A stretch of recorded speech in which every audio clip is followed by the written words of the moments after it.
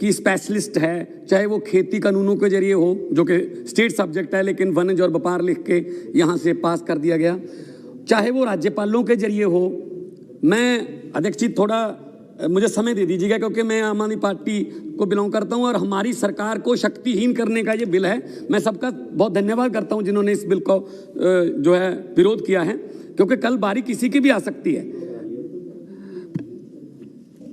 उपाध्यक्ष जी 22-23 साल से बीजेपी सत्ता से बाहर है दिल्ली से, तो इनको हार हजम नहीं हो रही, खुद इलेक्शन भी लड़ते हैं। चलो ठीक है, डेमोक्रेटिक राइट है सबका, विचारिक मतभेद हो सकते हैं। आप हार गए तो विपक्ष में बहना सीखिए। आप पहले इधर भी तो विपक्ष में बैठते थे, अब विपक्ष में बहने की आदत, विपक्ष में बैठने की आदत छोड़ रही है बीजेपी।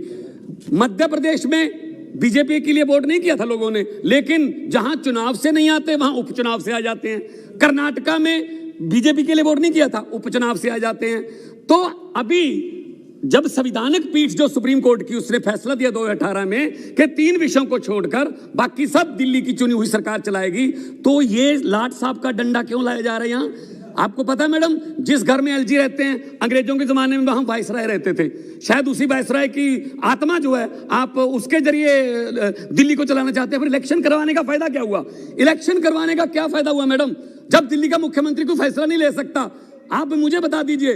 और उस आदमी को जो मेगासेस अवार्ड विनर है, उसको पता नहीं नार्किस्ट, नाली का कीड़ा, पता नहीं ये वो ऐसा आदमी है जिसने कहा कि मेरा 5 साल का काम देख लो। दिल्ली की जनता को कहा अगर काम अच्छे लगते हैं तो वोट कर देना, वरना नहीं। आप कर सकते हैं, इसके लिए जिगरा चाहिए। आप कहते हैं ये तो जुमले थे, 15 लाख ये काला धन जुमले थे। इसलिए मैं ये कहता हूं अपने मैनिफेस्टो में पूर्ण राज्य की बात करते रहे। आडवाणी जी बात करते रहे, वो अलग बात है, उनकी बात के आप हर बात उल्ट चलते हो। शायद आडवाणी जी की याद दुखी हो रहे होंगे कि ये क्या हो रहा है। असल में क्या हुआ, जब दुखी किस बात से, 2-3 बार तो मुख्यमंत्री के घर पे दरोगे भेज के रेड करवा दी। पहले हमसे एंटी करप्शन ब्यूरो छीन ली। अब क्या दिक्कत है भाई, आपको क्यों विपक्ष में बैठने से दिक्कत क्या है? आपकी 8 सीटें हैं, 8 एमएलए हैं, वहां रखें। आपने यहाँ पे, बिट्टू जी बैठे हैं, आपने यहाँ पे कांग्रेस को जो एलओपी का दर्जा नहीं दिया, लेकिन हमने जब आपके 3 थे ना, उसको भी एलओपी बनाने का दर्जा दिया था कि लोकतंत्र है, भले ही 3 है, हालांकि परसेंटेज के मुताबिक वो बहुत कम थी।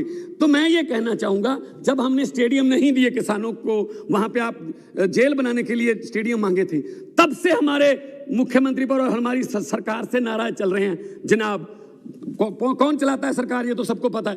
तो आप मुझे ये बता दीजिए, मेरे सामने बैठे हैं साक्षी महाराज जी, इनका बयान पिछले कुछ दिन पहले का कि अब देश में चुनाव ही नहीं होने चाहिए। कल यही भी बिल ले आओगे कि देश में चुनाव नहीं होंगे, पुतिन की तरह 2036 तक मोदी रहेगा। हैं ये फेडरल स्ट्रक्चर कह रहे हैं आप किसको? मैडम मीनाक्षी जी, आप कह रहे हैं फेडरल स्ट्रक्चर से अब हमारा देश नहीं चल रहा, तो कब आप मुझे बता दीजिए, तानाशाही से चलेगा क्या? तानाशाही से चलेगा क्या? आप वकील हो, इसका मतलब ये नहीं है आप वकील हो, इसका मतलब ये नहीं है कि आप यहाँ केस लड़ रहे हो। आप लोकतंत्र की हत्या कर रहे हो। अरे कल आप कह दोगे कि जो राज्यसभा में चुने हुए दिल्ली के 3 सांसद हैं, वो किसी वोटिंग में भी नहीं हिस्सा ले सकते, वो किसी डिबेट में नहीं आ सकते, क्योंकि वो तो उन एमएलए ने चुने हैं जिनके पास शक्ति नहीं है। कि किस तरफ लेके जा रहे हैं देश को आप? थोड़ा बहुत तो ख्याल कीजिए। मैं यही कहना चाहता हूं मैडम, मैं ये कहना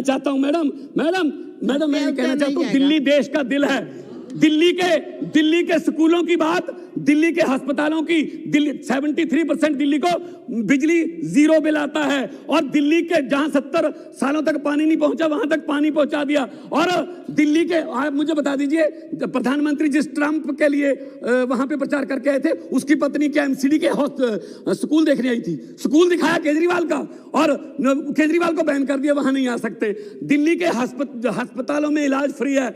दिल्ली में एक जज का बेटा, एक रिक्शे वाले का बेटा और एक डिप्टी कमिश्नर का बेटा एक ही बेंच पर पढ़ रहे हैं, क्योंकि केजरीवाल ने, मनीष सिसोदिया ने ये शिक्षा जो है प्रणाली। मैडम 1 मिनट तो दे दीजिए, जितनी देर मीनाक्षी जी घंटी के बाद बोली थी वो तो दे दीजिए। इनको क्या हो रहा है? आप दिल्ली को तानाशाही तरीके से लाट साहब के डंडे से चलाना चाहते हो। बिल्कुल गैर संवैधानिक है, बिल्कुल संविधान की हत्या है, ये लोकतंत्र की हत्या है और इस बिल को तुरंत वापस लेना चाहिए ताकि आप अगली बार तुम जीतिए ना भाई, अगली बार तुम जीतिए ना। पहली बार हुआ है मैडम लास्ट में पहली बार हुआ है देश की हिस्ट्री में कि 90% से ज्यादा बहुमत लेके कोई सरकार आई है। आप हार को बर्दाश्त नहीं कर सकते। हारना सीखिए वरना इतनी बड़ी हार आप झेल नहीं पाओगे फ्यूचर में। इतना क्यों चिल्लाते हो?